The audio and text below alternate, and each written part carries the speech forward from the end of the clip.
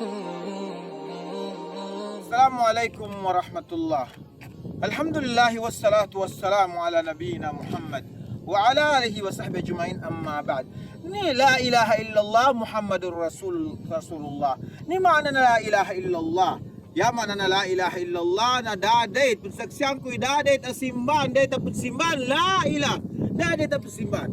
Ya tabiasu Allah illallah. Nambay patut dahil asimban o tara sa Allah subhanahu wa ta'ala.